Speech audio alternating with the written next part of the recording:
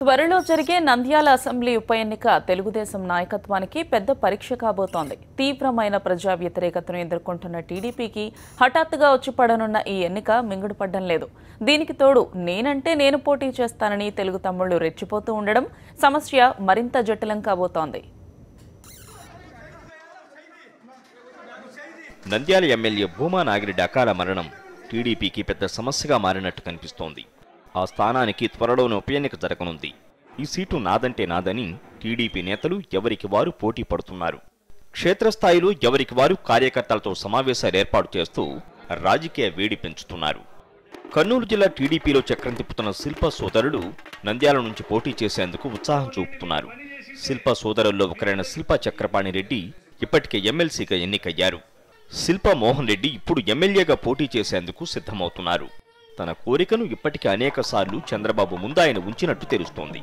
TDP ticket ఇవ్వకపోతే పార్టీని వీడేందుకు కూడా వెనకాడేది లేదని శిల్ప మోహన్ రెడ్డి సన్నిహితులకు స్పష్టం చేసినట్టు సమాచారం. భూమా కుటుంబం టీడీపీలోకి రావడాన్ని శిల్ప సోదరుడు తీవ్రంగా వ్యతిరేకించారు. కానీ చంద్రబాబు నాయుడు పట్టుబట్టి మరీ భూమా నాగిరెడ్డిని టీడీపీలో చేర్చుకున్నారు.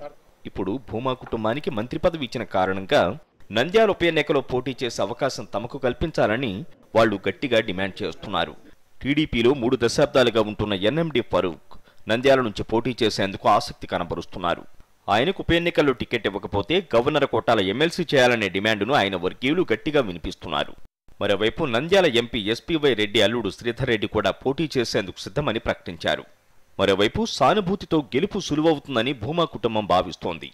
భూమా నాగిరెడ్డి చిన్న కుమార్తె భూమా మౌనికారెడ్డిని రంగంలోకి దించాలని, లేని పక్షంలో భూమా నాగిరెడ్డి అన్న కుమారుడు భూమా బ్రహ్మానందరెడ్డిని పోటీలో నిలిపితే ఎలా ఉంటుందని భూమా కుటుంబం, పార్టీ నాయకులు లెక్కలు వేస్తున్నారు.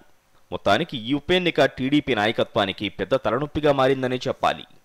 రాష్ట్రపతి ఎన్నిక జరగనున్న క్రమంలో నంద్యాల ఉప ఎన్నిక నోటిఫికేషన్ త్వరలో వెలువడనుంది. టికెట్ కోసం చాలా మంది పోటీ పడుతుండటంతో ఎటూ తేల్చుకోలేక టీడీపీ నాయకత్వం ఇబ్బంది పడుతోంది. మరోవైపు ప్రతిపక్షం వైఎస్ఆర్సీపీ ఎన్నికల్లో పోటీ చేసి తీరుతామని ప్రకటించినా ఇంతవరకు అభ్యర్థి పేరును ప్రకటించలేదు.